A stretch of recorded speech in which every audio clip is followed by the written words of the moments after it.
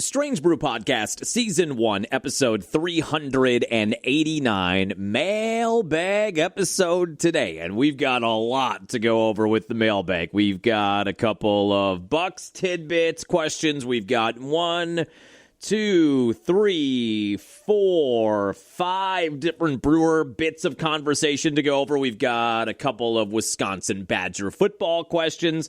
And then I've got just a good question from our buddy Aaron in Belgium, not Belgium, the country, but like Cedar Grove, Belgium, that asks a broad question about championships for Wisconsin state teams. Like, if no one had ever won one in my life, who would I want to win a title? Who would I want most to win a title? We will discuss all of that, all the mailbag stuff. We're going to go over the Brewers-Giants series. It was not a great series. There are going to be not good series. More importantly, still in first place by 5.5 games after the Cubs won yesterday, but 6 in the loss column, 6 better in the loss column. And they head to L.A. tonight, and the trade deadline is on the way on Monday at 5 o'clock. What moves, if any, are the Brewers going to make? Are they going to make the over-the-top move? Are they going to do what they normally do and add a couple of guys with 6 ERAs that we all complain about, but then they turn them into all-star caliber pitchers down the stretch? We will discuss that. Packer Hall of Fame induction was last night. Tramon and Earl Dotson going in. Training camp opened on Wednesday. The offseason is over. I want to play you a quick clip of Matt LaFleur before the first practice on Wednesday. I wouldn't say it was exactly inspiring, but we will get to that as well. Let's go. On the ground, a chance here. Durham to Hardy to first. Hit time! Yes! The Brewers win! Yes! Here comes Melvin to the 25, to the 20, Gordon 15, 10, 5, touchdown! Wisconsin! Record-breaking run! Morgan a smash up the middle, base hit to center. Here comes Gomez around third. A throw and the Brewers win! Here's the snap. He looks, he throws, it intercepted.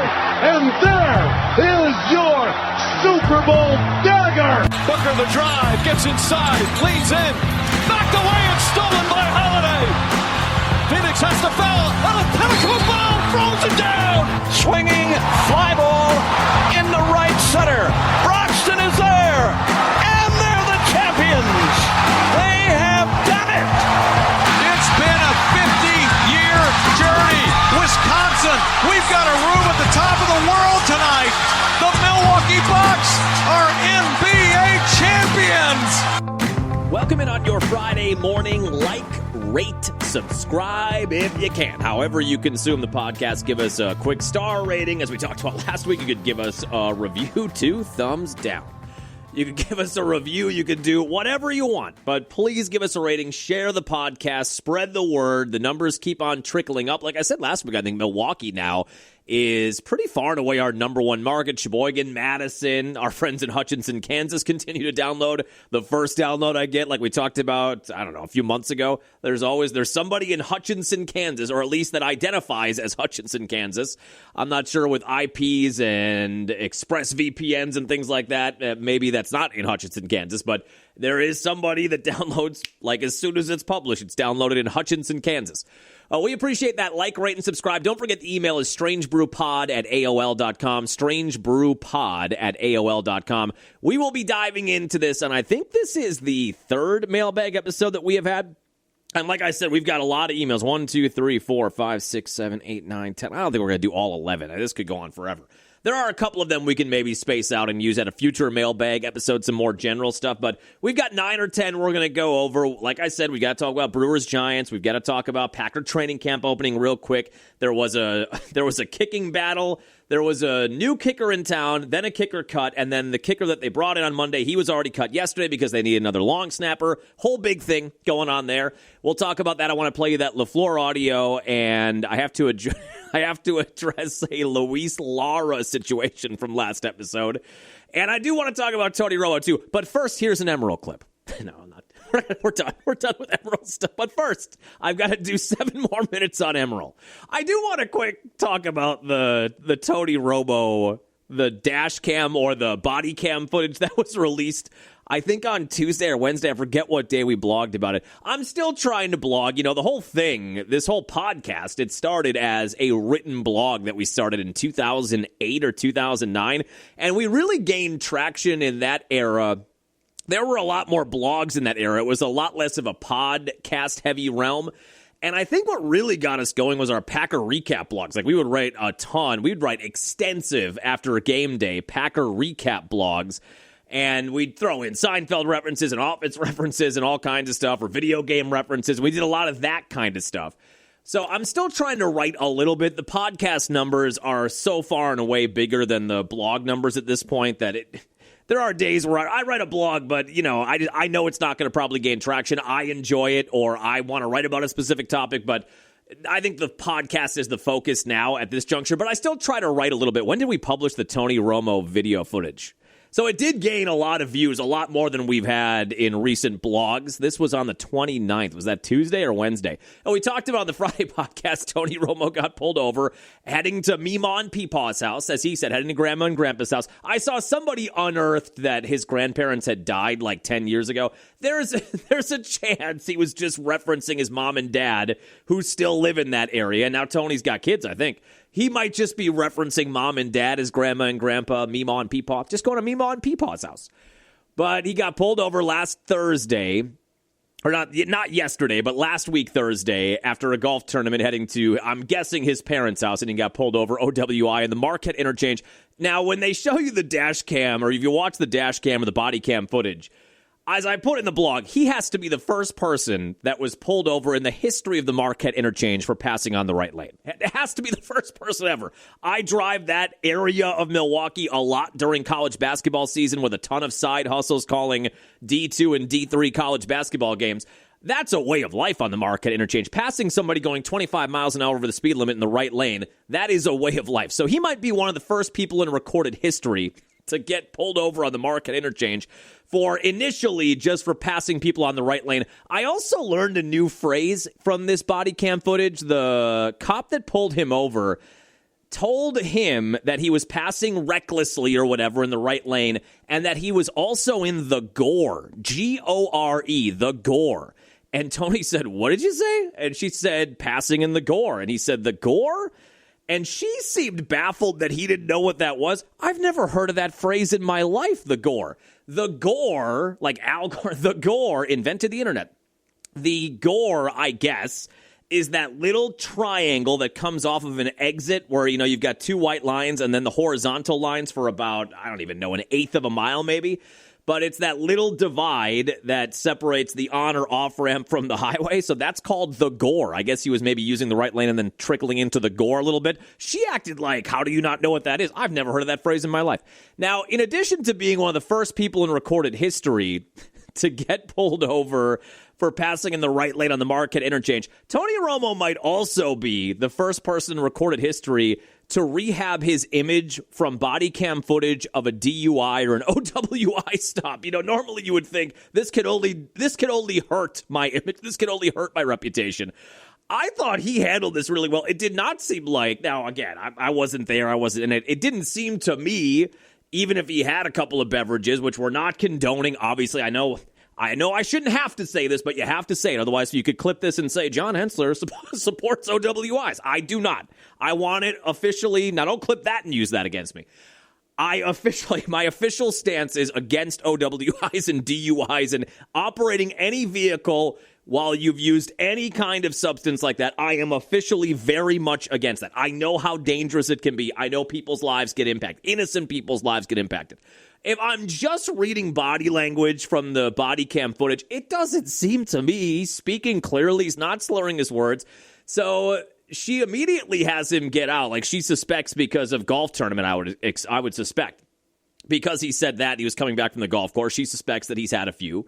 And they end up taking him back to the Milwaukee Police Department to do a field sobriety test. What made me laugh is, I don't know if I've got it queued up here correctly, is that Tony Romo, he's in his mid-40s now, and he's had, as he says in this a lot, he's had multiple back surgeries, multiple concussions. They ask him if he's ever had a head injury, and he has a moment where he kind of stares off into space, and he just says, not recently.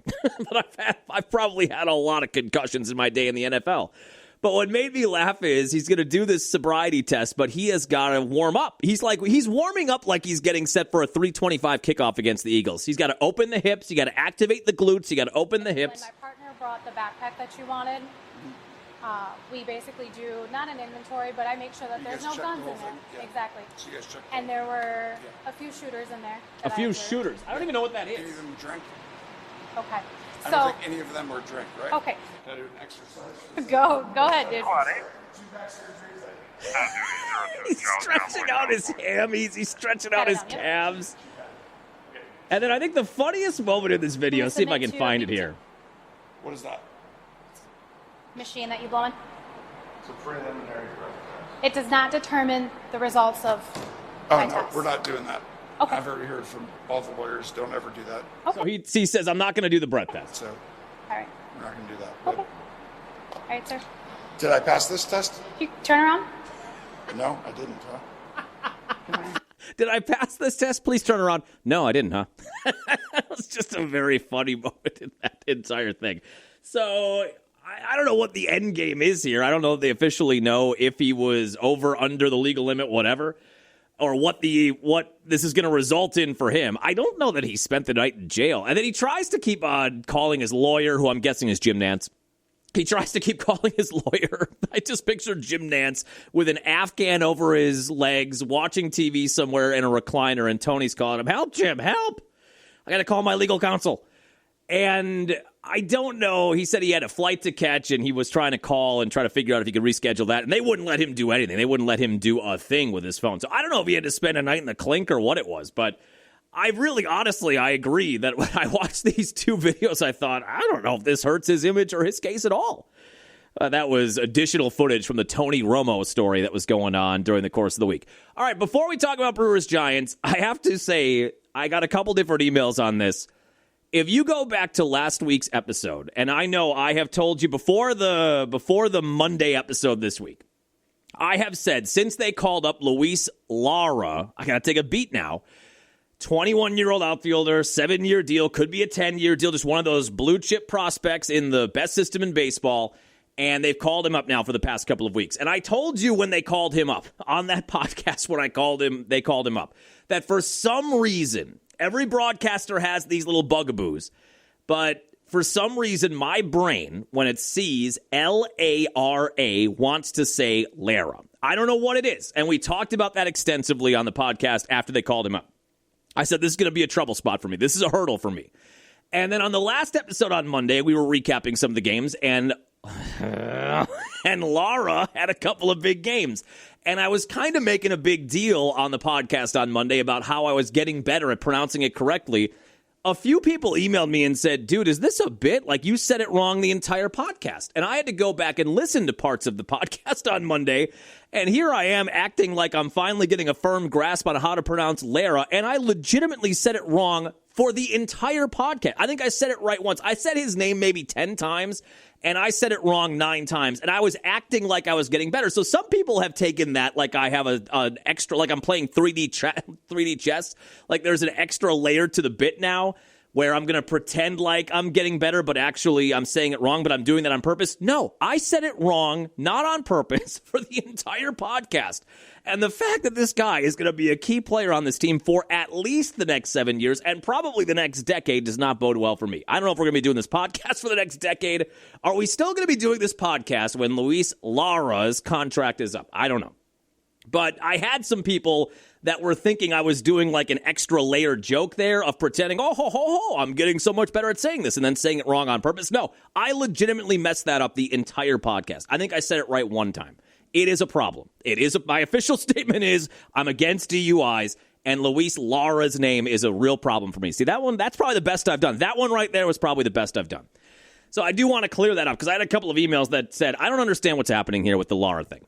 So let's talk real quick about the Brewers Giants. Then we'll talk very quickly about the Packers and training camp opening and the kicking battle that was and now wasn't. And then we'll get into the emails for the mailbag. So the Brewers were in San Francisco. Remember when I told you when San Francisco was in Milwaukee, I forget where it was or when it was. Was it May?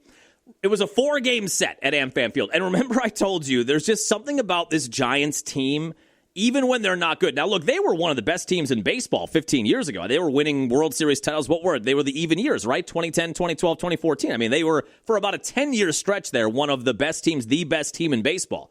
But I said, regardless of whether they're good or bad, it just seems like the Brewers struggle with this team, whether it's at home or whether it's in San Francisco. Now, they won the first 2 games of that home series in blowout fashion, and then I had people saying, oh, this is the team they struggle with, John? Classic radio guy never knows what he's talking about. And then the Brewers lost the next 2, so they split the 4-game set.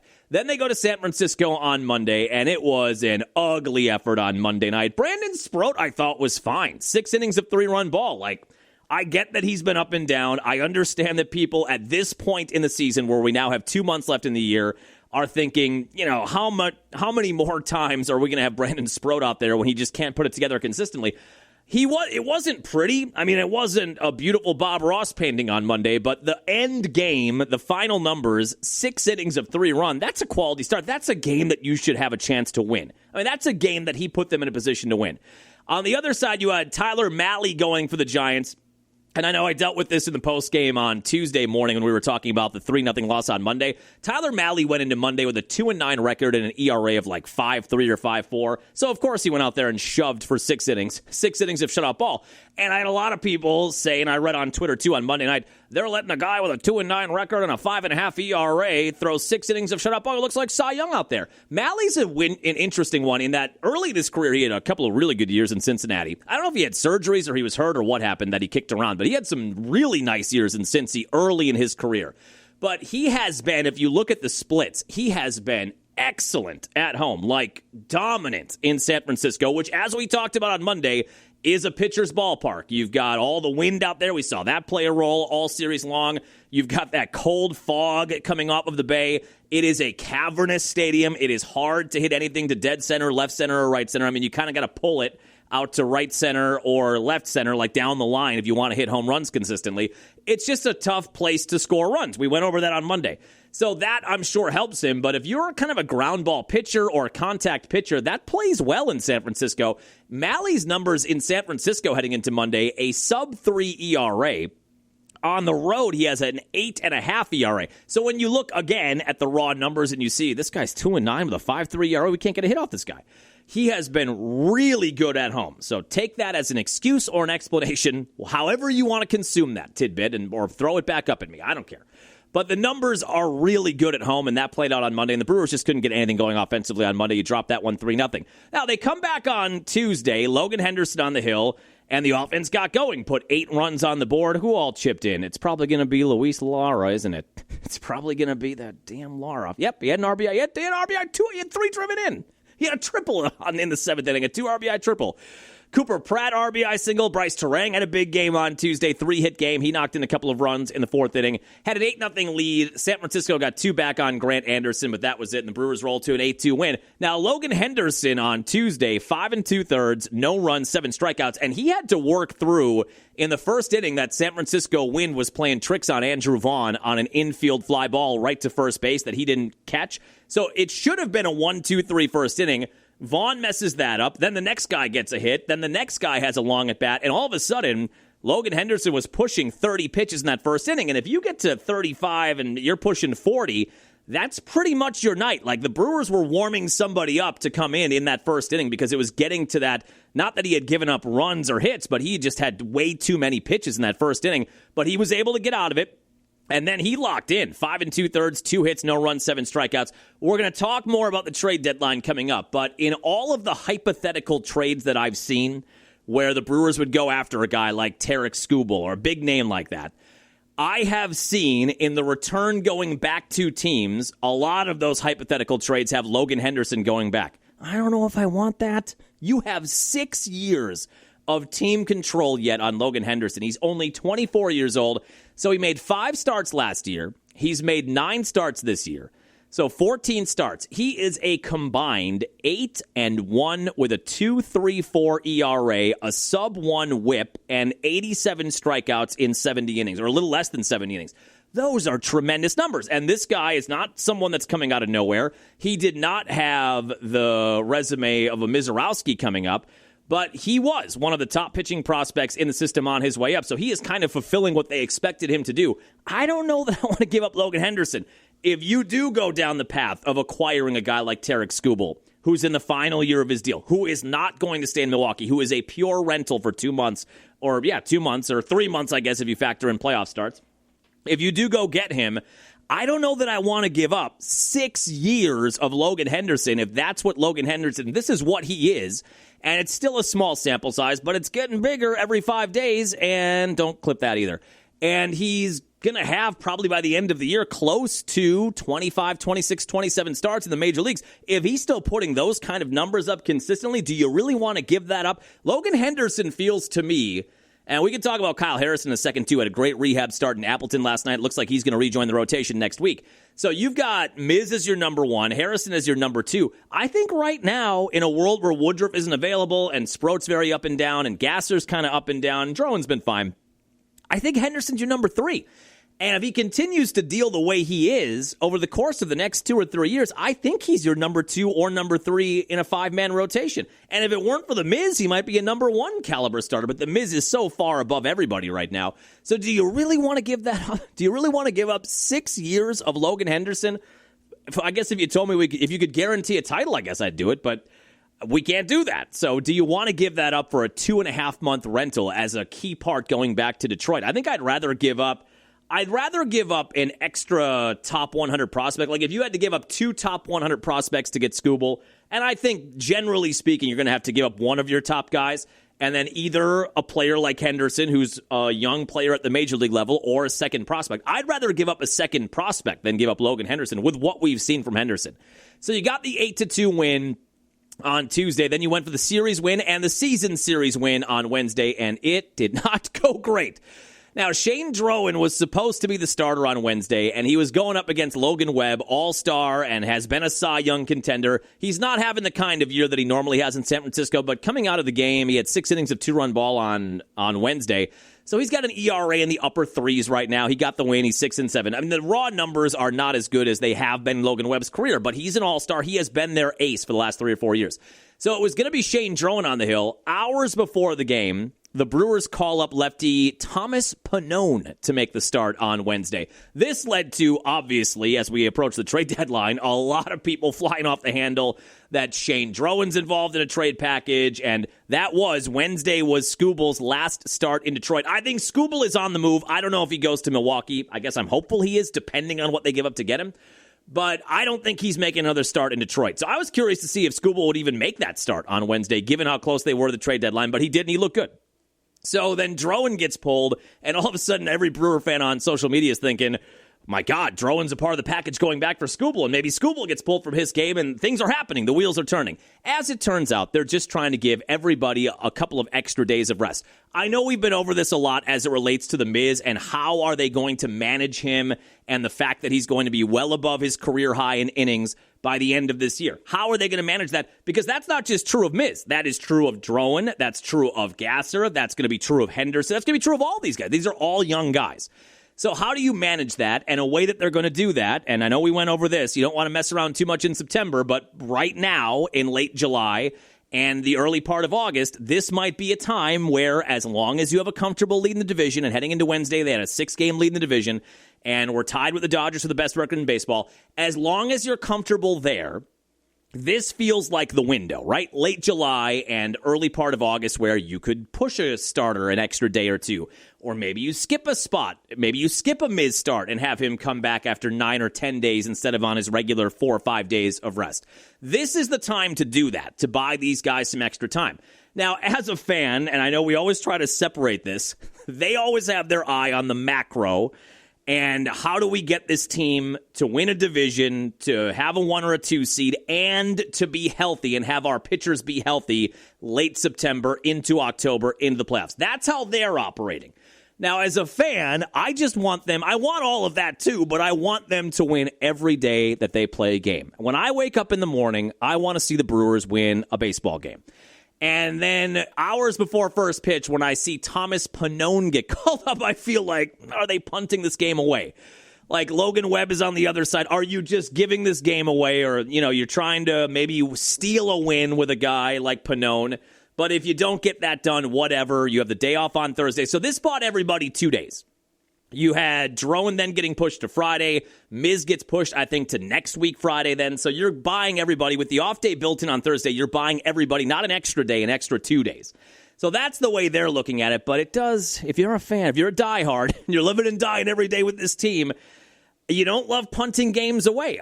And that's kind of what felt like happened on Wednesday.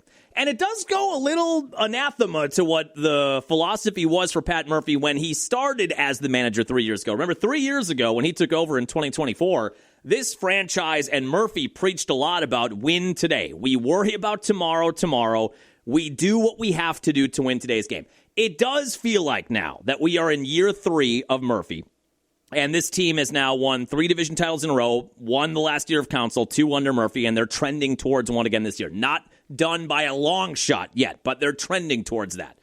I do wonder if they're tailoring that philosophy a little bit to, okay, we went out there and we laid it on the line every game in 24 and won a division title, and we were out in the playoffs. We did the same thing in 25, won a division title, made it a little bit further, made it to the NLCS, out in the playoffs. I wonder if now that they're looking around and saying, okay, we've proven we can be a 90-win team. We've proven we can win a division title. Maybe we have to tailor this a little bit where we're not throwing our guys out there and running them into the ground so much in the middle of the year in July and August. We've got to save a little bit here as we get toward the end of the year. It does feel like that, right? Because that was when Murphy was installed in 24, and we all love that as fans who, again, live and die with it every day.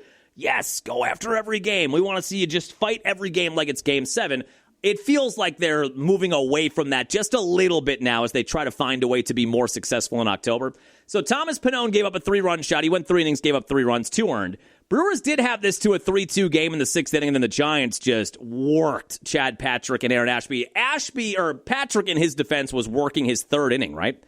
He had worked a scoreless 4th and a scoreless 5th, and they were trying to get a 6th inning out of him, or trying to get a 3rd inning out of him, the 6th inning of the game. And he hit a guy, and then there was really poor defense. That Adames, I think, is who he hit. Then Adames stole second. Nobody was covering second. Gary Sanchez threw it into center field. It was a mess of an inning. Defensively and pitching, they bring in Ashby. He couldn't record an out. He gives up 5 runs, 4 of those earned. By the way, Aaron Ashby, I don't know, man. They're using him a lot. And again, we've talked often about guys reaching their career high in games, their career high in innings. Aaron Ashby is already at his career high in games. His career high was last year at 43. He's already at 51. He pitched in 66 innings last year. He's already at 62 this year, so he's going to get past that. Now, his record for innings was 2022 when he pitched 107 innings because he was a starter then. But now in his relief role, 3 years into him being a reliever, this will be far and away his biggest workload. It does kind of feel like he's leaking some oil, like they might need to give him a week or more off. They just used him so much, and they're playing so many close games and winning so many games that you're using these high-leverage guys, and it doesn't look crisp right now for Ashby. And that was ugly on Wednesday. They gave up 7 runs in the 6th inning, and eventually we had Andrew Vaughn on the mound. Never a good sign when Andrew Vaughn is throwing knuckleballs in the 9th inning. He gave up 3 runs. He had a better day than Ashby. Ashby gave up 5. Vaughn gave up 3. So they lose that game 16-3, a run differential killer. You lose the series. You lose the season series 4-3 to the Giants. First series loss in the second half, so no reason to freak out. Cubs did lose in extras in dramatic fashion on Wednesday. Now, the Cubs did win last night in extras, so they took 3 of 4 in St. Louis. The division lead right now is 5.5 games, 6 better in the loss column. Did the Dodgers play last night? I don't even know. Those off days are the worst. The Dodgers did play and they won. So what are we looking at here? In the NL, the Brewers are a 1.5 back, 1 back in the loss column of LA. They are 3.5 up on Atlanta for the 2 seed and 5.5 up on the Cubs, who are the 4th best team in the NL. And the Cubs right now would have the 5th best record in baseball. So I don't think they're going away. They have the Yankees at Wrigley Field. The Yankees are floundering a bit now, too. But the Cubs have the Yankees at Wrigley Field starting this afternoon. Brewers head to L.A., not the Dodgers, the Angels tonight. Now, this is a series. You should win this series. You should sweep this series, but you should win this series. And if you do that, you go 3-3 on the West Coast trip. And even though the Giants are a near last place team and the Angels are a last place team, I'm fine with going to the West Coast if you can escape that with a 3-3 record. Now, you get a sweep and you go 4-2, we're feeling really good. So Shane Drone on the hill tonight. Robert Gasser goes on Saturday. Miz goes on Sunday. So Miz will be on the hill again then on Friday with the Twins at AmFam. Yeah, and then you've got that 4-game set with a Pirates team that you have not played well against this year. That starts on Monday at AmFam. 1-5 against the Pirates this year. But against the Angels, I see Sunday's game is on the cock. I don't know why. I don't know why sports are doing this so much, where it's just so hard to find these games. Almost said something. It's so hard to find these games. So Brewers TV tonight and Saturday night, and then Sunday afternoon, 2:15, it is on Peacock. And it's a Miz Star, too. So if you don't have the free trial, now I have a Peacock subscription, as we've gone over, because Badger basketball games are on the cock. Badger football games are on the cock. So I have that Peacock subscription, so I'll be fine. But, I mean, if you paid for the Brewer TV subscription, you thought you were getting all the games, you're not. And you're going to miss a mid-start then on Sunday. I guess pop on the radio. Listen to it on the old radio. So that is the Brewer weekend coming up. Now let's talk about the Packers and the opening of camp. Training camp got underway on Wednesday. First public practice. Yesterday was the second public practice. This is the third coming up this morning at 10:30. I don't know if there's a ton to go over so far. Keyshawn Nixon missed Wednesday's practice. A lot of speculation that was the beginning of a hold-in for Keyshawn Nixon, where, like it or not, he is the number one corner. He was last year, and he is heading into this year. And we'll see if Brandon Cisse can unseat him. He's getting reps with the number ones in camp. But right now, I would say one of the bigger concerns for this Packer team is the secondary. I love the safety position, but right now, Keyshawn Nixon, like last year, is your number one, and Corey Valentine, I think, is your number two, and that's exactly what it was last year, and that was not ideal last year. But he is making, I think, $6 million a year, and Keyshawn Nixon and his agent, as much as I know fans get rubbed the wrong way by Keyshawn Nixon because of how brash he is, and then you see him blowing coverages, and he's a gambler, and you give up big touchdowns late in playoff games, that's not ideal. So I know that the fan base doesn't love Keyshawn Nixon, but if you're Keyshawn Nixon or his agent, you're looking around and saying, hey, you think this team is a division title contending team? You think this is a Super Bowl contending team? This is the number one corner on that team. He should be making $13, $14 million a year, not $6 million a year. So there was an idea from several beat reporters going into camp that Nixon will show up, but he might be doing a hold in instead of a hold out where he'll actually be there, just not taking part. So when he was a scratch on Wednesday with hamstring tightness, I think a lot of people thought, oh, okay, that's how this is going to go. But he was out there on Thursday. They asked him about the contract after practice on Thursday. And I have to say, for all the things he says that do rub people the wrong way, he handled things pretty diplomatically, I would say, where he just said, look, Goody and my agent are going to work on that. If something happens, great. If nothing happens, fine. I'm here to play football. I honestly thought that he handled that whole thing pretty well on Thursday.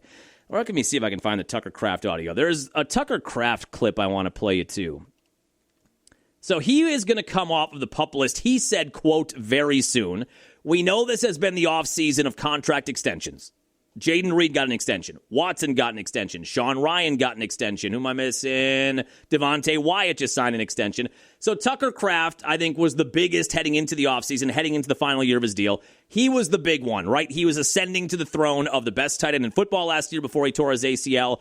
And we feel like he is going to be a key player here for several, like 4 or 5, hopefully 6 years or more to come. And he talked to the media after practice on Wednesday. He's on the PUP list, but like I said, he said he's coming off very soon. And they asked him about the contract extension. I'd say my goal is I want to play for this organization my entire career. I'm spoiled to have been drafted here, and this is all I know. Green and gold is all I know. So we'd like to keep it that way. And my agent and the Packers front office, they're going to be in those talks in time when it comes. You know, you guys will find out eventually. So he kind of went on to say, whoa. He kind of went on to say, too, and it was odd that he was able to say this without a hint of arrogance. You know, we talk about Keyshawn Nixon and arrogance. He also went on to say that he feels like the Packers' best chance to win another Lombardi is with him on the field. Now, when you hear that, when I say that, when I relay that to you as a quote, doesn't that sound a little Ric Flairish? Like, it sounds a little cocky, right? But if you hear the audio, he was able to say a very cocky thing without a hint of arrogance. I don't know how he pulled that off. I'd like to learn. I'd like to learn how to do that, because I think I probably fall into that sometimes too, where I don't do it that way. I do it the opposite way, where it rubs people the wrong way. So he was able to say that I want to be here, but I also think me being here is their best chance to win a title. And he was able to say that, and it really didn't come off as brash or arrogant. But it feels like, and look, I've talked about this extensively on the Green Bay morning shows, on the HBL morning show. I think this gets done before the regular season starts. Goody and Matt LaFleur both talked to the media before that first practice on Wednesday. Obviously, Goody's not going to commit to anything because it's not done, and it's not done until it's done, right? So he said, we're working on it. These things can take time, but all off season long, he has said the money man Russ Ball has this thing worked out. He's got everything mapped out. He's like in front of the bulletin board solving a crime. He's got everything kind of pinned together the way he wants it. And throughout the offseason, anytime he talks about the Watson extension, the Reed extension, the Wyatt extension, the follow-up is, how does this impact a potential Tucker Kraft extension? And every time Goody says, it doesn't. We've got this thing kind of figured out. So they just have to cross some I's and dot some T's. And I think that they'll be good to go before we get to the regular season. But Tucker Kraft reiterated again, his goal is to be out there for week 1, and I believe we are going to have Tucker Kraft out there for week 1. Now, they did have a little bit of a roster situation yesterday, so Matt Orzik is their long snapper. Did you know that? Matt Orzik, and not often talked about long snapper, he's their long snapper. He is dealing with a calf injury, which in and of itself is not that big of a deal right now, but since you're practicing, you would like to be able to practice field goals. You'd like to be able to practice punting and punt coverage. And if you don't have a guy that can snap the ball in those situations, you can't practice them. So I think they were hoping that Orzik would be ready to go by Thursday, and he is not, so they had to go and sign a second long snapper. Now, this led to the cutting of a guy they signed on Monday, Lenny Krieg. Did we talk about this on Monday? I don't know if we did. So we know they drafted Trey Smack. They cut Brandon McManus, so they're going with Trey Smack. Trey Smack is going to be the kicker this year. They moved up to the 6th round to get him. He was the only kicker drafted. He's the guy. But you had Lucas Haversick on the roster still, which last year he went 4 for 4 in field goals in games where he kicked, and he has a franchise record. That'll be a fun trivia question in like 30 years. Who has the record, if he still has it then, who has the record for the longest field goal in franchise history? Ryan Longwell, Mason Crosby, Brandon McManus? Nope, Lucas Haversick. So he was still on the roster. They signed 23-year-old German kicker Lenny Krieg to a deal on Monday, and they cut Haversick. So the substitute teacher, Haversick, is out. So then it looked like on Monday, heading into Wednesday's practice, okay, so now it's going to be this Lenny Krieg guy who sounds like a made-up player in Madden. They're going to have, with that generic face, they're going to have Lenny Krieg, and now he will be in competition with Trey Smack. But to make room for this second long snapper, they had to cut Krieg. So I don't know if when Matt Orzik is healthy and they release this guy they just signed, I mean, I think they're just looking for anybody to fill that role so they can practice these things for the next few days. And then when Matt Orzik is healthy, I assume they're going to cut this guy and then try to bring in a second kicker again. So is Lenny Krieg going to wait for that for a couple of days when another team try to poach him? I don't know. But right now, you have only one kicker on the roster, and that kicker's name is Trey Smack. Now, I want to play you this clip quick of Matt LaFleur. And then I want to play you a clip of Tramon Williams, Packer Hall of Fame induction last night. This is going to be a long podcast. So it's just hitting me now, 37 minutes into it, that this could potentially be a long podcast. So in that introductory press conference on Wednesday, they went over a ton of just innocuous day one kind of stuff.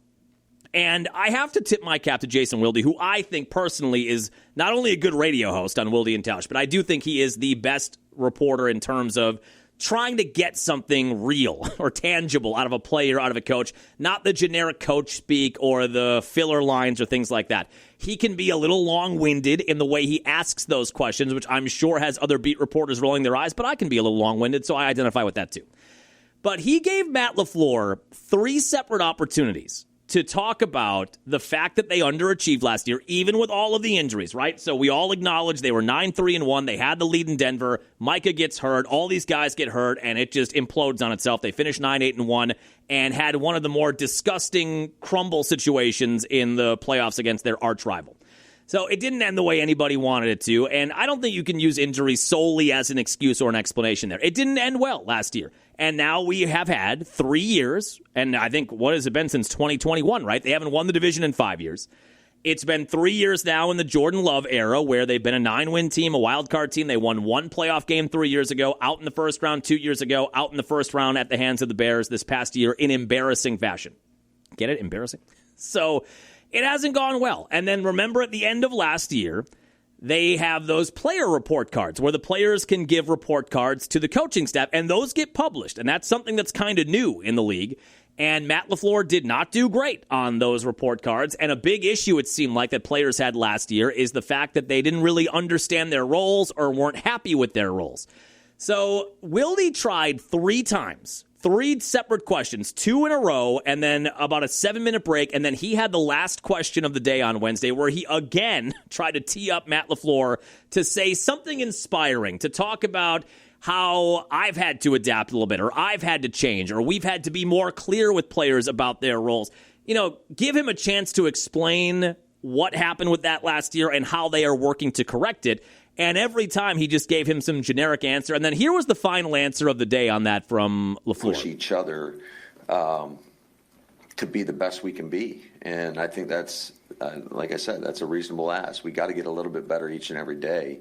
But I am confident in the people that we have in the room to field a pretty darn competitive football team. Oh, a pretty darn competitive football team. Can I get a hell yeah for a pretty darn competitive football team? Who are we talking about?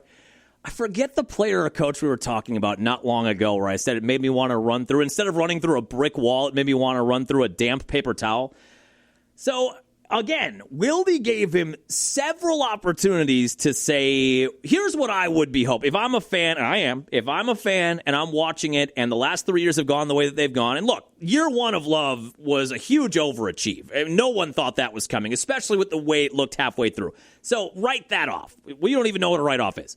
I would write off year one of Love as a big success, even though you blew the divisional round where you had the lead in San Francisco and on and on. I would say, losing in Philly in the wild card round where they kind of crumbled down the stretch, not great. And the way last year ended, obviously not great, even though it was a fantastic start. So he gave LaFleur a lot of chances to say, last year was unacceptable.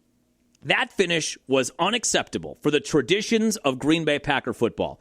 We have been a wild card team for 3 years. That is unacceptable. We haven't won a division title since 2021. That is unacceptable. The tradition and the goals of this team are to win a division title, to win the NFC North again, to play in home playoff games, to make a run to a title. Look, I'm not expecting Matt LaFleur to say, this is a Super Bowl team, because you're not going to do that in July. I understand that. He is not going to put that pressure on his team at the end of July after you haven't even had a training camp practice at that point yet. There's no reason to do that. Now, if you're sitting at 10-2 in December and somebody asks you that question and you're trending towards a 1 seed, maybe at that point you say, this is a team that needs to make the Super Bowl. I would never expect a coach to say that, but maybe that's a point where you would.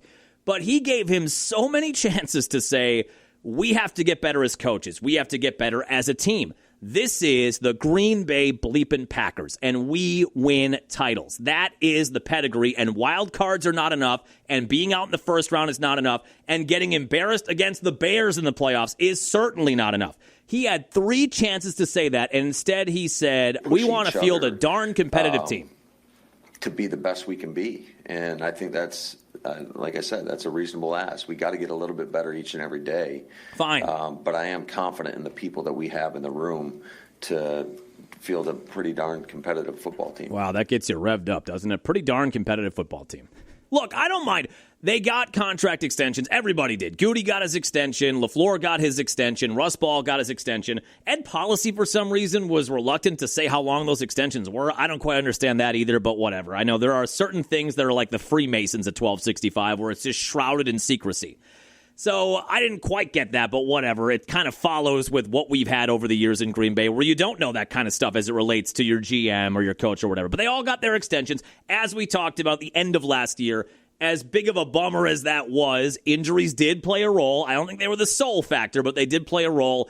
And I don't know that there were a ton of better options out there. And it just felt like, okay, let's see if we can stay healthy and hit the reset button here. But comments like that, sound bites like that don't get you going, really. But that was on Wednesday. They're back on the practice field this morning. Then I just want to play you this clip. So Packer Hall of Fame night was last night. The inaugural class was all the way back in 1970. 20 or 56 years. 26. 56. What year is it? Is it 1996? 56 years of Packer Hall of Fame inductions. 2 guys went in last night, Earl Dotson and Tramon Williams. Both well-deserved. Earl Dotson, kind of an unheralded guy, or maybe a little bit of a forgotten-about guy on those mid-'90s teams. He was sturdy, a stalwart at right tackle. He was the starting right tackle in Super Bowl 31 and in Super Bowl 32. He retired in 2002. Well-deserved. I don't know how many. Did he make any Pro Bowls? Earl Dotson Wiki. Who's the last person that was on the Earl Dotson Wikipedia page? Might be me. Super Bowl champion, Packer Hall. Yeah, he was never a Pro Bowler. He was never an All-Pro, but just really steady. You could pencil him in at right tackle, and you felt really good about that for a decade. I mean, there's something to be said for that. And then Tramon went in. Tramon had 2 stints in Green Bay from 06 on the practice squad, then on the regular team in 07. But from 06 to 2014, then he was gone for a while. Then remember he came back in 18 and 19. He played a little safety in those last 2 years. Then he played one more year, the pandemic year in Baltimore, a handful of games, and that was it. But for a guy that was an undrafted free agent to, I think, Houston, and then Ted Thompson plucked him off of that practice squad in 2006, he turns into one of the best secondary pieces of the last 25 years, the last 30 years. I'm not saying the best. Obviously, Woodson, there are other guys in there. But he might be right behind Woodson. When you look at the last 26 years of cornerback play, Mike McKenzie? I mean, I don't know. I'd have to go back and look. This is probably something I could have researched before we started talking about it. But that, again, that's kind of what we do here. Who would you put? Yeah, McKenzie was really good. Probably Tramon. He's got to be top 3, right? Behind Woodson in the last 25 years. But we will always remember Tramon for a couple of moments during that Super Bowl 45 title run, the game-sealing interception in Philly in the wild card round, and then this bad boy in Atlanta. So a bit of a risk. Pass is picked off. Tramon Williams, and he may go. They tried to bite off more yardage, and they just got burned. That side, Tramon Williams unbelievable. is going to be staring it down the entire way. This is a long way to make this throw. In the air with Tramon Williams driving on it and seeing it released from your hands. That relationship right there, that's a very poor decision by Matt Ryan. By the way, that is, you can say what you want about Joe Buck as the football commentator. I think he is the best or one of the best national baseball broadcasters of all time. He just is. Now, I know Packer fans do not like Joe Buck and Troy Aikman. I think that has gotten a little overblown as the years have gone by. Kind of like people that say they hate Nickelback just because everybody's saying it. So, because they're awesome. Creed and Nickelback rock. So you can say what you want there, too. I don't know that I feel that way about Joe Buck. Joe Buck, for what makes him perfect for baseball, it is what leaves a little bit to be desired in football. Because baseball's conversational. Baseball's calm. You can have a chat with somebody during the game. I think his tone and his delivery lends itself more to baseball. And that's where he grew up in with his dad, Jack Buck, who also did football and a lot of other things. But Jack Buck was the longtime St. Louis Cardinal radio and TV broadcaster. That's where he has his roots. I just think Joe Buck's enthusiasm in big moments sometimes leaves a bit to be desired in the NFL. He's not as bad as people make him out to be. This is one of the best calls in the last 30 years in the NFL. To come up with this line on the fly, if you hate this call, then you're just hating just to hate. 06. Incredible risk. Pass is picked off. Tramon Williams, and he may go. They tried to bite off more yardage, and they just got burned. That right there. I mean, I know maybe if you don't do it, if you're not working, I don't want to be the guy that says, well, because I do it, I know better, but kind of sometimes that's how it works. Like, I don't know where you work, but you probably know a lot more about that industry than I do.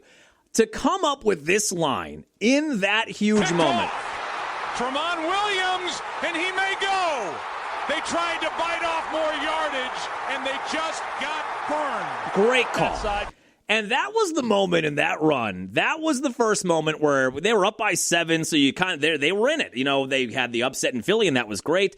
And not a lot of people thought they would be able to win in Atlanta against the 1 seed. They lost there earlier that year. But at that point already, Aaron Rodgers was starting a transcendent performance. They had the touchdown lead, but nothing was decided.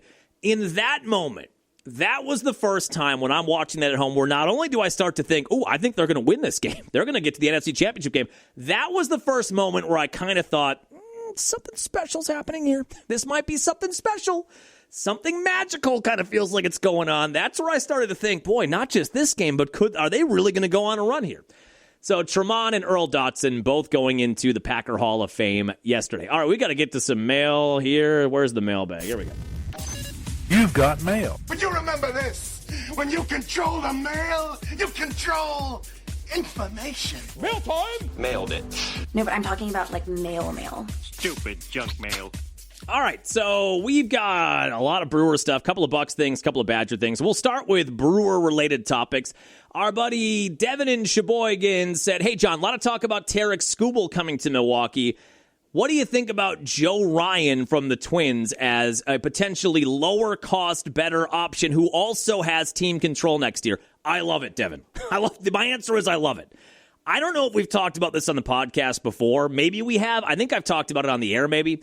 So there are going to be a lot of names. Tarek Skubal is the biggest name that's going to be out there. He is the two-time reigning Cy Young Award winner. Two-time. When they got CeCe, he was the reigning Cy Young Award winner in 2008. Tarek Skubal has won it back-to-back years in the AL. He is in the final year of his deal.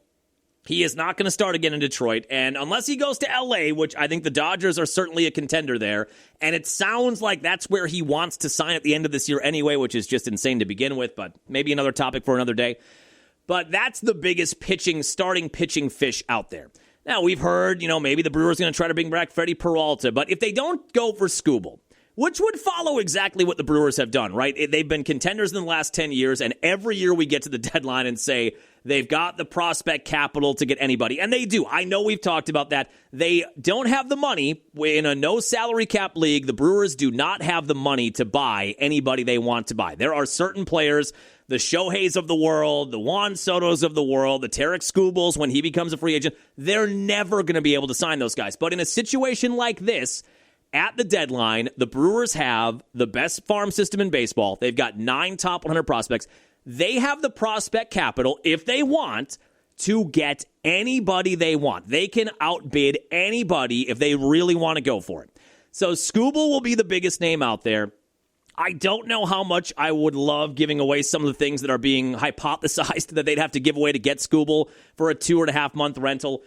I do love the idea. I mean, you go into a playoff series, it's kind of like 2008 where, remember we talked about with Ben Sheets, if Sheets would have been healthy, that Sheets CC 1-2 in the NLDS or the NLCS, that was as good or better than any other 1-2 in baseball in that year.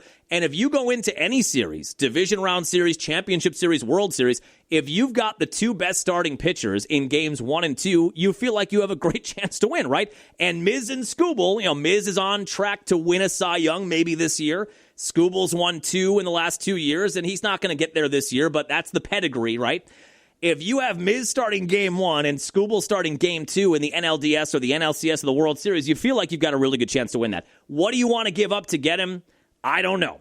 They've got Jesus Medeiros, the number 1 prospect in baseball. They're not going to trade him. But Luis Pena is a top 20 prospect in all of baseball and the number 2 prospect in the Brewers system. And all of these guys play the same position. So you just brought up Cooper Pratt to play shortstop. Hopefully, Cooper Pratt is going to be your shortstop for the next 10 years. You've got Bryce Terang under team control for the next 3 years, or I think even 4 years after this. I think he's under control till 2029 or 2030. He is entrenched at second base, and by the way, should be getting All-Star, should be getting MVP consideration. Bryce Terang will not win an MVP, but he should, with where he is defensively right now and the offensive numbers he's putting up. I think he should finish top 10, top 15, somewhere in there. I mean, that's how good he's been. So he's entrenched at second base. And you've got this vacancy at third base where Ortiz has been playing okay, and you use David Hamilton over there or whatever. But Jesus Medeiros, who is the number 1 prospect in baseball, he's a shortstop. So, he's going to have to play second or third probably with Cooper Pratt at short. Luis Pena is also a shortstop. So you've got this overabundance of middle infielders, and you're never going to be able to play them all. Even if you brought up Medeiros and you played him at third, and then Terang moves on in 2 or 3 years, then maybe. But by that point, you'd have already called up Pena. The timeline doesn't work to get all these guys up and playing on the infield. You can't play 7 infielders. So I would think if you were going to go get a guy like Skubal or Joe Ryan, that Luis Pena could be a part of that. But that is always the question among Brewers fans, and I know we've gone over this. The whole thing with the Brewers is you build up the farm system, you're tremendous in the draft, and then you can just refill. Anytime you get a guy that prices himself out of the organization, you can call up another top prospect, and you refill, and you make the playoffs every year, and at some point you break through. So how much do you want to give up to get a guy like Skubal? And in the Devin argument here, Joe Ryan has been a really good pitcher for the Minnesota Twins over the years. He has had 1 really bad start since the All-Star break. So right now, Joe Ryan is 6-7 with a 3.52 ERA. But the reason that ERA is sitting at 3.52 is because the first start coming out of the All-Star break, he gave up 8 runs in 4 innings, and he was better his last start out. Joe Ryan, in his career in Minnesota, has been their de facto ace, and he has been really good. And he has 1 more year of team control. So if you go and get a guy like Skubal, he's gone at the end of the year, however that ends. Now, look, if you win a World Series title, none of us are going to care. But if you fall short, you gave up a bunch of prospects to get him, and he's leaving. Joe Ryan, I don't think would cost as much as Tarek Skubal. I don't think you're giving up a top 50 prospect. I don't even think you're probably giving up a top 100 prospect to get Joe Ryan. You might have to give up one of your, like a Robert Gasser maybe, and maybe a deeper prospect. Like, I don't think he's going to cost nearly what Tarek Skubal costs. And he has been really good over the years. So he had a 3.6 ERA in 2024, a 3.4 ERA in 2025. He's got the 3.5 ERA in 26. He was an all-star this year. His numbers are very similar to Freddie Peralta during Peralta's Milwaukee years. Not Peralta's Mets year this year, but he has very similar numbers to those Peralta numbers when he was in Milwaukee. He's going to win you 12, 11, 13 games. His ERA is going to be in the low to mid threes. He's going to strike out 9 batters an inning. So he has been excellent, and I love the fact that he would have another year. Like, if you got him, he could be in your rotation for next year. I love this idea. I don't know. If you ask me in my heart of hearts, is Tarek Skubal going to be a Brewer when we record next Friday's podcast after the deadline on Monday? Would he be a Brewer when we record Monday's podcast? I'm hopeful, I guess, but I don't know that really fits what the Brewers do. And I don't know if they want to give up the prospect load to get him. Joe Ryan feels attainable. Now, the only thing with Joe Ryan is the AL Central has been so bad, and you've got a couple of teams hovering around 500. The Twins won yesterday to get back to 500. They're only 2.5 games back in the AL Central. So whereas the Tigers are distant in the AL Central and they're not going anywhere, they want to unload Skubal. They're not going to have any chance to win a division title.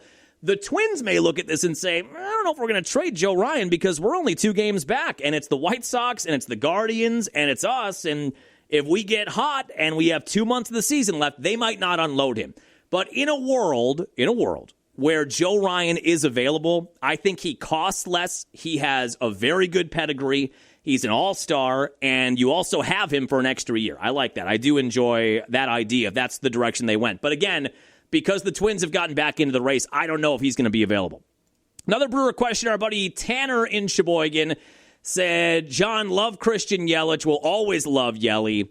Is it time to have a conversation about Yelly going to the bench and Andrew Vaughn DHing more days than not? It is. I think it is. It is. What is Kevin Green? Kevin Green would have had a birthday today. Packer linebacker coach, when he went up to Clay Matthews in Super Bowl 45 and said, it is time. It is time. I agree with Tanner. I love Yelly. Now, Yelly has been a little bit better in the last week, but the Brewers in general in the last month, as we talked about on the last podcast, Chourio has not been going well. Yelly hasn't been going well. Turang has gotten things turned around. Bowers has gotten things turned around. He was cold. Some of your key players just have not been hitting. So Yelly is coming off of a year where he hit 29 home runs and knocked in 103 runs and hit about 270, which obviously you take every day of the week and twice on Sunday. It was just the second time in his career he's hit for over 100 RBIs, and the only other time was his MVP year in 2018. He is 33 years old, and he is looking like he looked 5 years ago. So he had the 2 unbelievable years when he came to Milwaukee. Won the MVP in 2018, should have won the MVP if not for the kneecap injury in 2019. 2019 is arguably one of the greatest offensive seasons in Brewer history, like Mount Rushmore Brewer offensive season. He shatters his kneecap. He's not the same in the pandemic year, but whatever, it's the pandemic year. Then in 21 and 22, he was borderline not an everyday player. Like, he just was not good in those years. If you look at the numbers, he was not good. In 23, he got things turned around and stole 30 bags and hit almost 20 home runs. And then the year after that, 24, remember, he was hitting .315. He was hitting for power. He was knocking doubles into the gap, hitting home runs, stealing bags. He was on pace to maybe be an MVP that year. He was an all-star that year, and then he got hurt and missed the remainder of 24. And then last year was the 29 home run, 103 RBI year. But he is looking this year to me the way he looked in 21 and 22, where coming off the pandemic year, coming off of the kneecap injury, it just doesn't look like he's locked in, or just for whatever reason he can't find his swing. He's biting on a lot of low outside breaking balls. He is pounding balls into the dirt, a lot of ground balls. He kind of looks like 21, 22 Yelly. On the other side, as Tanner says, you've got Andrew Vaughn. And you're trying to figure out how to get him at bats. He crushes lefties. He hasn't been great against righties. But the timeshare at first base hasn't really been a timeshare because Jake Bauers has had this exceptional year. A career year for Bauers already. Even if Bauers just stopped right now and didn't play another game, this is a career year for Jake, and you feel like you need Jake in the lineup every single day. So how do you find Andrew Vaughn playing time? He's not an outfielder. They've used him at third sparingly, but if you look at Vaughn's numbers, he's still hitting .308. His OPS is like .870. So I agree with Tanner. I think you give Yelly a little more time, and I know he's had the whole year, and he missed a little bit of time, but he's been relatively healthy this year.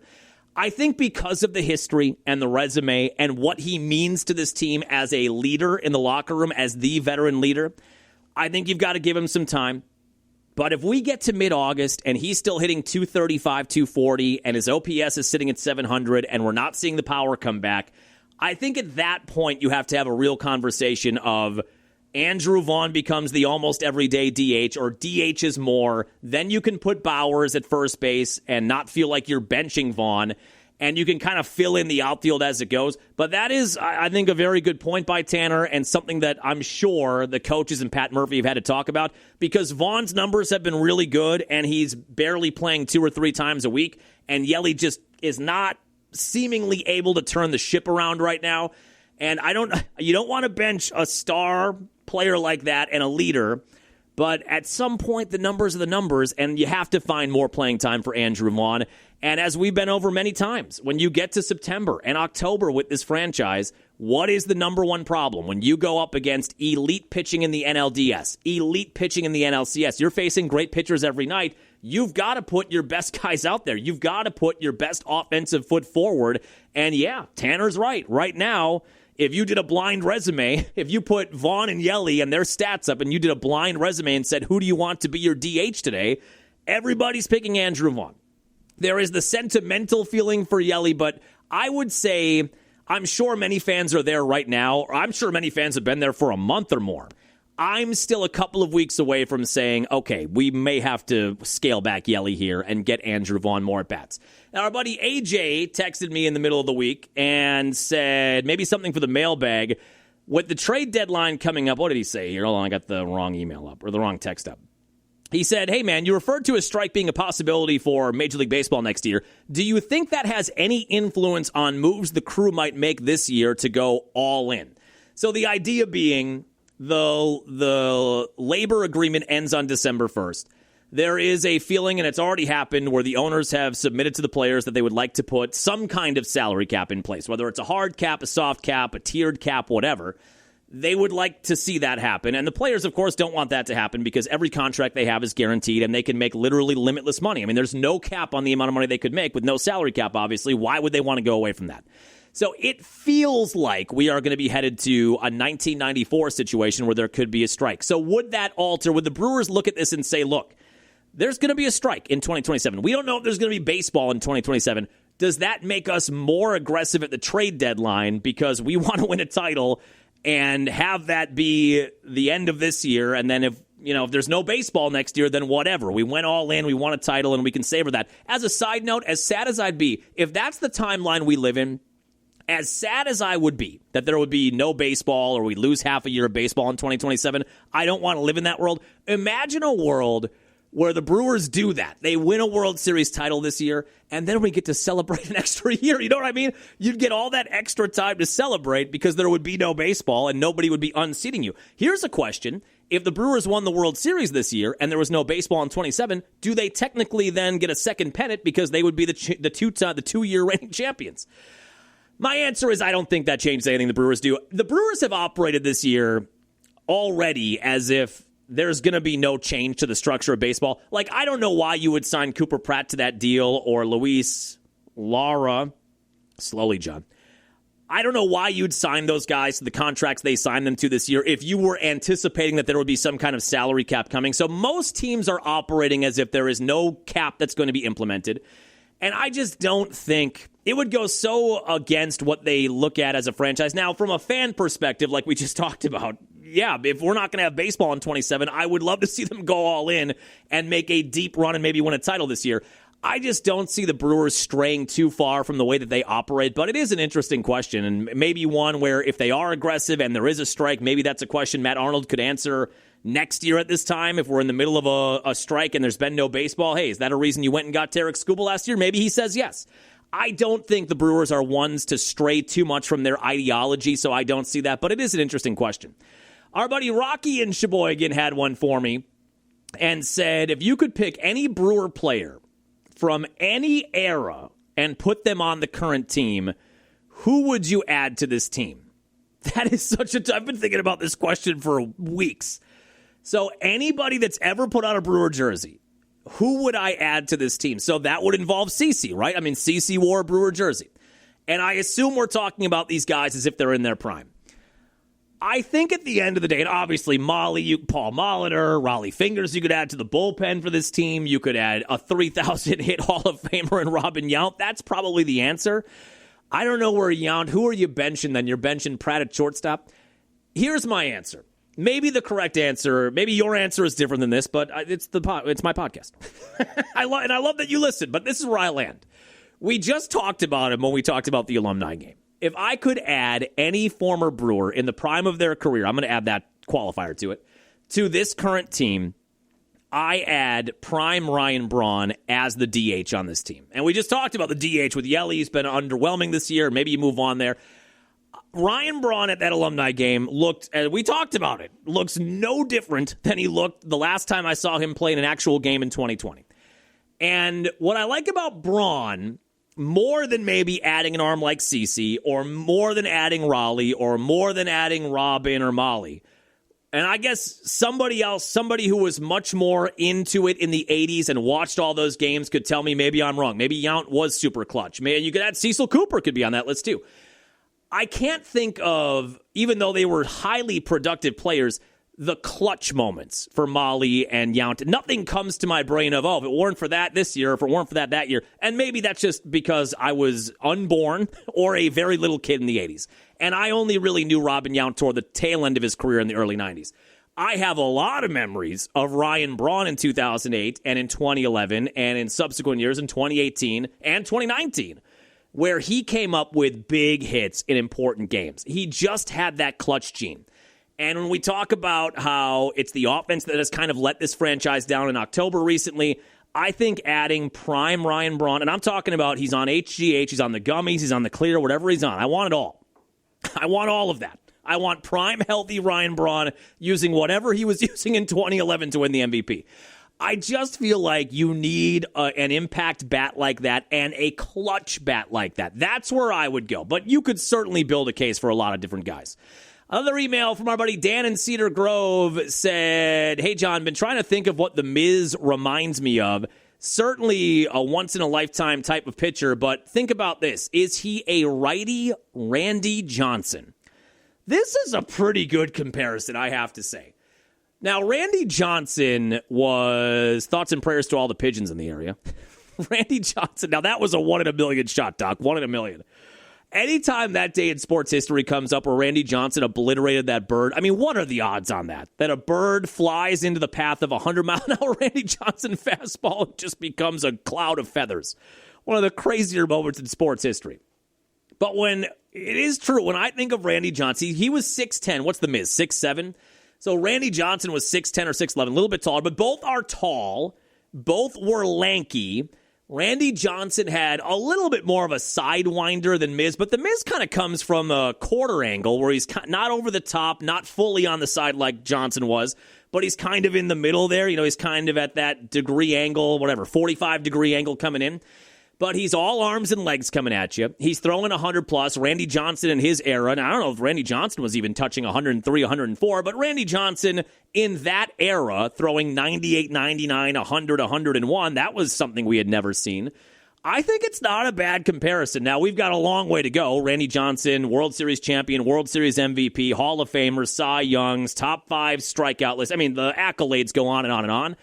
And he was healthy. When I got this email, I had to Google because, you know, anytime Mizorowski is doing something insane on the mound, the Major League Baseball social medias, all of the different big baseball accounts will share something. And if you click on the comments, non-Brewer fans are all saying what? Well, it's fun now, but just wait until he has to have arm surgery. He doesn't have the velocity. It is amazing to me the amount of people that are wishing injury on Jacob Misiorowski or trying to manifest a Misiorowski injury that are non-Brewer fans. If you click on any account like that, on a Miz strikeout or whatever they're posting, whatever highlight they're posting, click on those posts because the first comment is, well, he said it for Tommy John surgery. It's like, do we have to wish this into existence? But I did look. When I got this email from Dan, Randy Johnson never had Tommy John surgery. And maybe a part of that was the arm angle he was throwing at. Not as much wear and tear on the shoulder and elbow. Maybe. But trust me, I'm a podcaster. But I don't think it's a bad comparison at all. When you think about the height, when you think about the velocity, when you think about the arm angle, I don't think it's a bad comparison at all. And if Miz even has, now look, we all have high hopes for Miz, but if Miz even has 50% or 60% of the Randy Johnson career, that would be an astonishingly good career. I don't think it's a bad comparison at all. Now, let's talk a couple of Bucks. We'll do a couple of Badgers and then one kind of broader question at the end. We have a bear with you. Remember I said, I forget what the email was many episodes ago, but it said bear with me. And I said at that time, I love bear with me. Where's my Costanza? We ask that you please bear with us. Bear with you? Bear with me? Please bear with us. Bear with you? This is a parking lot. People are supposed to be able to get their cars. Ideally. Bear with you. So we got an email from JR in Milwaukee. He said, John, bear with me. Giannis has talked already a lot about his love for Milwaukee and wanting to come back to Milwaukee. Giannis cannot sign a contract extension in Miami until the next calendar year. In his absence, the Bucks have been able to retool with a lot of good young depth that they would not have been able to put on this franchise if Giannis were there with his kind of contract. Is there a chance that Giannis does not sign a contract extension in Miami, spends 1 year there, and then comes back to the Bucks next year with this now compilation of good young guards and forwards? I love this idea so much. I don't think there's any world where that happens. But goddamn if I don't like that idea, JR. That's some thinking. That's a good email. These are all good emails. That's a really good email. Now, we talked about 3D chess earlier. That would be 3D chess where Giannis looks around the room and he says, look, there's no way with the contract I have, with the dead money invested in Dame, with the Miles Turner contract, this team, if I stay here, they're not going to be able to retool the way they have to be competitive. So I go to Miami. Miami sends all of these assets back to the Bucks, all these young guards and forwards. They develop for a year. You jettison a couple of guys at the deadline. You get more picks. All of a sudden, the draft pick capital has been restocked, and I spend a year in Miami, and then I go back to Milwaukee after they've retooled. I love it. I love it. Sign me up. I love the idea. I don't think it's going to happen, but I love the idea. We had Brian in Milwaukee send us an email and said, John, you talked last week about some maybe not so great Giannis things behind the scenes in the last couple of years. I think it's very telling that Chris Middleton did not end up in Miami, ... That is also true. Remember when that was all happening, I think we hypothesized on the podcast that there's no doubt in my mind Middleton ends up in Miami because they can only sign guys to sort of minimum contracts that Middleton is going to garner.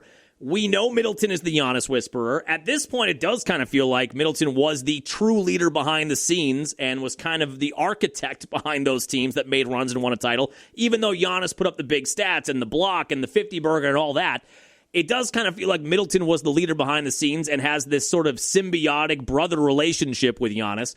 I thought with him being a free agent or him being out there, I thought there's no chance Middleton does not land in Miami to reunite with Giannis on a minimum deal. And he ends up going to Washington, and he had kind of a say in where he went. So he's going back to the place where the Bucks traded him. He then went to Dallas in a different deal last year. Now he's headed back to Washington. Now, the Wizards are not going to be a terrible team, I don't think, this year. The East is kind of loaded. You talk about now LeBron heading to Philly and all the stuff they've got. Giannis in Miami, the defending champion Knicks, the Pistons coming off of 60 wins. Cleveland was a top 4 seed. Orlando seems like a pretty solid team. And now Washington, Trae Young, Anthony Davis. Look, you can't trust those guys to be on the floor consistently, but on paper, you've got a scoring point guard. You've got a big who can run the floor and block shots. And now you're adding some veteran pieces, and they've got the number 1 overall pick in Dubance. So they have a lot of talent there. Middleton is going back to Washington. Yeah, I hadn't really thought about that other than when that deal was done. I kind of thought, I'm surprised he did not end up in Miami. Maybe that does say something. Maybe it says nothing, but maybe it does say something where maybe Middleton has had enough of his time with Giannis and he's only got a couple of years left and he liked his time in Washington, so he's going back there. It is an interesting take, though, from Brian in Milwaukee, and I agree that I thought for sure, and we said that several times, I thought Middleton was no doubt going to Miami. That made a ton of sense just based on what they needed, what they had salary cap-wise, and yeah, he doesn't end up there. We've got an email from Appleton first time. Couple of Badger questions here. So we've got Jason in Appleton says, hey, John, I know you have a sour taste on Luke Fickell. This probably goes back to that. How many episodes ago was it where Fickell was doing the post-practice interview in the aftermath of Chris McIntosh leaving to get that job at the Big Ten? I forget what episode. That's like 20 episodes ago probably. And remember we talked about obstinance, right? We talked about obstinance collateral. And he was being such a colossal dickhead in that interview. And I don't know any polite way to say it. And I think if you heard the clips we played, and I wasn't just manicuring, sometimes from my position, you can manicure sound bites to make it kind of sound the way you want them to sound and then support your point. I wasn't really doing that. We were pretty much airing those as is. And remember, one of the biggest things that I hate about a coach interacting with the media is when they act like, oh, what are you talking about? Remember that guy, they asked to follow up about Chris McIntosh, and Fickell said, well, who's Chris? Is Chris a safety? We have practice today. What are you talking about, Chris the safety? You want to bring it back to the biggest story in the state again. Oh, you want to talk about the AD who slunk out in the middle of the night and was my only ally in the program, and my hiring was the only the only big move that he made, and it's been a total failure, and that's probably why he left. Oh, you want to talk about? Oh, are we talking about Chris, the backup cornerback, Chris? I can't stand when people do that, and you can tell I'm getting mad again. So I think that's where that stems from when we had that rant about Fickell when he was doing that interview after McIntosh left. But Chad said, I know you have a sour taste in your mouth about Fickell, but the schedule is softer this year, and I don't know if you've looked at the 2027 class, but it is one of the top classes, and in parentheses he said, I think it's top 20, one of the top classes in college football. So even though I got mad about that press conference, or that, I guess if you'd call it a media session after practice, however many episodes ago, whenever that happened with McIntosh, and even though I just got mad about it again in 3 minutes, I have a sour taste about that. I think we all have a sour taste in our mouths about the way the Fickell era has gone, given what the expectations were going into the Fickell era, to finish 500 in year one, 5-7 in year two, and 4-8 and 2-7 in year three. And with sort of the negative vibe around the team and maybe the administration and McIntosh not knowing what they were getting into, NIL transfer portal, there's a lot of things, and it's not all on Fickell. So I don't think any of us have a sweet taste in our mouth about the first 3 years.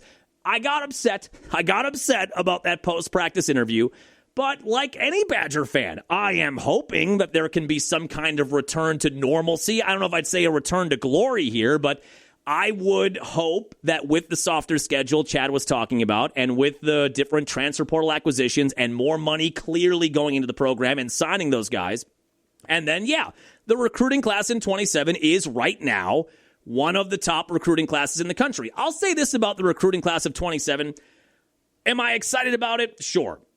But I think we have to qualify it by saying this. If the Badgers do not win football games this year, the 27 class does not matter. I do believe that even with the new AD, if this team this year, in year 4 with Fickell, and look, Fickell talked about it and I think I can find it here, and it was actually good audio. I think Fickell actually did a really good job at Big Ten Media Days a couple of days ago. And if they don't win games, if he has another sub-500 year, I think they're going to move on from him, and then all of those guys, or most of those guys, I would think, that are a part of the 27 class are likely going to enter the transfer portal or reopen their recruitment. So, I get it. Top 25 recruiting class. One thing I really do like about the 27 class is that it seems like he has gotten back to the roots of recruiting in the state, and that feels like, as this program has unraveled a bit, one of the big things, and we talked about this many episodes ago, that Barry Alvarez did so well, and Bielema did well, and even Gary Anderson to some extent did well.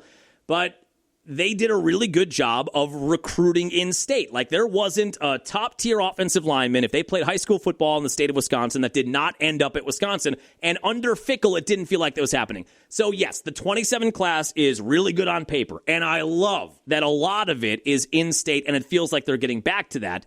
But if they don't win games this year, my feeling is that Fickell is gone, and my feeling is that most of that 2027 class disintegrates. So I would just take that class right now with a grain of salt. Here's Fickell at Big Ten Media Days. He did this about 1,000,000 times better than he did that post-practice media session. Probably have not recognized this.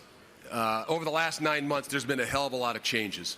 And to the naked eye and to the fan, I don't know that you could see them all. But to the people from within the program, meaning the players, the coaches, the people that are really close to this team, have seen and felt a difference throughout this entire program. And I'm standing here today in a lot different place than I was in the last 3 years. See, now, would that have been so hard to do that outside of practice a couple of months ago? That's all you had to do.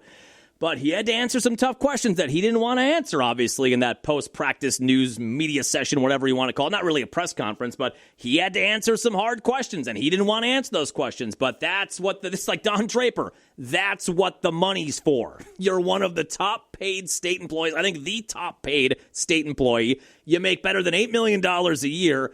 You might have to sit for 15 minutes and talk about things you don't want to talk about. That's what the money's for. But he did a much better job, I will concede, at Big Ten Media Days with that. There's another clip here, too. Hold on. There was a second one I used where he talked about leadership at the end of last year. I don't have all the answers, and I'm not saying that we're someplace far off from where we have been, but what we are much different in is our leadership. About 9 months ago, midway through a season, there were some things that started to happen, and we could have gone one direction or the other, and we were in a really tough situation. But there was some youth within our program that really started to grow and took over in a way that was really, really healthy for us. And we had a group of veteran leaders that kind of understood what was happening and saw it and embraced that as well. And it's really, over the last 9 months, put us in a position that is far, far different than we ever have been since I've been here. I assume he's talking about the Catalano-Mason Posa linebacker combo. Now, if you go back to last year, too, look, I get 4-8, 2-7. Those are the numbers. That's what they finished. But they did have one of the most difficult schedules, I think the most difficult schedule in college football. They did rack up 2 top 25 wins at the end of last year. And yes, the schedule is softer this year, and it does look like there's been an infusion of talent with the team. So my sourness with Fickell primarily relates to that one thing after practice and just the general bad taste in our mouths from the way things have gone over 3 years, where we thought we were ascending to another tier, and instead of that, we've gone down 2, 3, maybe even 4 tiers. Now, can you build it back up? That leads to this question from Chad in Ashwaubenon, home of the Packers. Chad in Ashwaubenon said, John, do you think the Badgers will be ranked at any point this year? I've got an Alex Trebek. What is Rotunda? There we go. No. No. Now, let me qualify this by also saying this. If the Badgers beat Notre Dame, and I don't think we have, there's no way there's a line on that game yet, right? Badgers open the schedule, we know, with Notre Dame at Lambeau Field, a matchup 6 years in the making. This was supposed to be a pandemic matchup. And they're at Lambeau Labor Day weekend, Sunday night, September 6th. I don't think. My assumption is the Badgers are not going to start the year in the top 25, obviously. Notre Dame will. I don't know if they'll be a top 10, top 15, what they'll be. Yeah, we don't have a line. Oh, yeah, we do have a line on it. Okay, what do you think the line is? Take a guess right now. This seems about right to me. The opening line for Notre Dame, Wisconsin at Lambeau Field is the Irish are favored by 3 touchdowns. They are minus 21. I think I might take the Badgers at plus 21 there, given the infusion of talent, given that they're playing at Lambeau, given that they want to start this new era of Badger football or get it back to where it was. I could see a close-ish game where you lose by 10, 14, somewhere in there. I might be able to talk myself into that. But that is the opening game. So if the Badgers, the only way this Badger team is ranked this year is if they win that game. If they win that game against Notre Dame, then you've got Western Illinois the next Saturday, and then you've got Eastern Michigan after that before you're on the road at Penn State. And who knows what that Penn State program is going to look like after some turmoil last year. If you beat Notre Dame, and even though in the Fickle era, this team has even had trouble with directional schools, like barely beat Western Michigan, they barely beat a couple of those schools. If you beat Notre Dame on Sunday, September 6th, and then you beat Western Illinois and you beat Eastern Michigan, if you are 3-0 and you've got the marquee win over the Irish in your back pocket, I would think after the Eastern Michigan game, they would be in the top 25. If they lose to Notre Dame, if they get crushed by Notre Dame, there's no chance they'll make it back to the rankings. I don't think, unless at some point they rip off 6, 7, 8 games in a row toward the end of the year, maybe. But that, to me, would be the only path. If you stun Notre Dame on national TV, Labor Day weekend, Sunday night, under the lights at Lambeau Field, and then, because I don't think that win in and of itself gets you in the top 25, but that gets everybody's attention. If you win that game, that gets the voters' attention. And then maybe right away you're in the others receiving votes category where you've got the new quarterback and you've got the new attitude from Fickle and, oh my God, they beat Notre Dame. Okay, maybe we take this team seriously. And then if you win those next two and you're 3-0 and you've got the win against Notre Dame, then I think you're in. But that means you have to outright beat a team that you are currently favored to lose to by 3 touchdowns. That would be the only way I would see it happening. And then our final email today, we teased a little bit at the beginning, comes from Aaron in Belgium. Aaron said, John, I know you want the Brewers to win a World Series more than anything, ... I do too. But I think a part of the reason for that is because we have seen a couple of Packers Super Bowl titles in our lifetime, and we've seen a Bucs championship in our lifetime. If the Bucs, Packers, and Brewers all did not have a championship in your lifetime, which of those 3 would you want to see win a title more than any of the others? I mean, damn.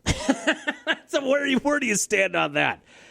I think a lot of what Aaron said there is true. I think it's clear. If you listen to the morning show, if you listen to this podcast, it is crystal clear. Is it clear? Crystal. It is crystal clear that more than anything, I want to see this Brewer team get to a World Series and win a World Series. Because then I've got it all, right? We've all got it all. We saw a couple of Packer championships. We saw the improbable Bucs championship, and we would have seen a Brewers World Series championship. At that point, just take me. At that point, I'm kidding, but you know what I mean. So, yes, it's clear, I would say, to most of the people that listen to this content that more than anything right now, I want the Brewers to win a World Series. Like, if you ask me, who do you want to see in the state win a title next? It is far and away the Brewers. And if you want to do the hypothetical thing where, what if I said to you the Packers can't win a Super Bowl for the next 10 years, but the Brewers win a World Series this year, would you take that? I would take it. I know some people wouldn't. A lot of people probably wouldn't. I mean, the Packers are king still. But for me, personally, if you came up to me and said, John, if you take this deal, you guarantee that the Packers will not win a title for the next decade. Doesn't mean they're going to win one right away either after that 10 years. But if you told me right now, I will give you a Brewer World Series championship this year, but it will come at the expense of 10 years of knowing going into every Packer season for the next decade that they are not going to win a Super Bowl title, I take that deal. I don't know if everybody does. So, yes, I do want to see that more than anything, but I do think that assessment is accurate for Aaron, that a part of that is I saw a Super Bowl championship when I was 12 years old. I saw a title when I was just out of college, basically. Well, just out of college. Playing a little liberally with years there. And I saw a Bucs title that I never thought I would see. Now, if we're in a world where none of those 3 teams have a championship, I don't think, even though I love the Bucs, I don't think the Bucs are in the running there for me. If I have never seen a Packers Super Bowl, a Brewer World Series, or a Bucs title, the Bucs would probably rank 3, even though I love the Bucs. And I think I love the Bucs more than a lot of people love the Bucs. I think for a lot of the state, the Bucs are more of a casual interest, maybe more so when Giannis was there and you had the MVP and they were preseason contenders and all that kind of stuff. So their fan base has gotten bigger. But for most of my life, it has been Packers, Brewers, Badgers. Then Bucs are really 4th for a lot of people. And maybe in the Giannis era, they rose to 3rd. And for some diehards, they would say that that's their favorite team. But I don't think the Bucs would factor in. So what you're asking me really here is, if none of my teams had ever won titles, do I want to see the Packers win a Super Bowl, or do I want to see the Brewers win a World Series? I've thought about this. We got this email like a month ago. I still don't know. I have the answer that I think I want to land on. I still think at the end of the day, I want the Brewer World Series. I love the day-to-day nature of baseball. I don't think I have to justify that I love Packer football, right? I love Packer football, and for a lot of reasons. Because I grew up in the Favre era, and as I began to learn football, they had this really fun team that was on the rise again for the first time in 20 years. I love Packer football for the relationship it gave me with my dad and my family and being able to watch those games together when I was a kid and the great memories I have of that. I love the Packers. If I lived in a world where none of my teams had titles, who would I want to see win one first? I still think I land on the Brewers just because I love the nature of baseball. I love that it's every day. They have days off, but I love that it's every day. I love the intensity of October baseball and living and dying with every pitch and not quite knowing what's going to happen. There is still some element of predictability in NFL football, even though you get two good teams going against each other. Anything can happen, but you do feel like you've got a grasp going into it. There is such an unknown quality to baseball and the playoffs, and a random pitcher can throw 7 shutout innings. A random 7-hitter can hit a huge grand slam in the biggest moment in October. Those are moments, or those are reasons I think I slightly favor baseball. And if you put a gun to my head here and made me answer this question, I think I still land on the Brewers. I think I still land on the Brewer World Series. But where do you land on that? That I thought was a really good question of, if you wiped all the titles away, who do you want to see win one more than anybody else? I clearly, with the real world we live in, the Brewers are my answer. And if you wiped all the titles away, I think the Brewers are still my answer, then the Packers, then the Bucks, and then if you want to throw the Badgers in there, I'd put them fourth. And some people would put the Badgers above the Bucks. That's a good question. All right, that'll wrap up the mailbag episode, as expected, a long one today. That'll do it for us here on your Friday morning. Monday, we come back. Will there have been a massive Brewer trade by the time we record things on Monday? Or will something happen that day, Monday evening? We'll break all of that down. We'll break down the Brewer series in L.A., talk about any Packer news as well. Have a happy, safe weekend. We'll chat with you then.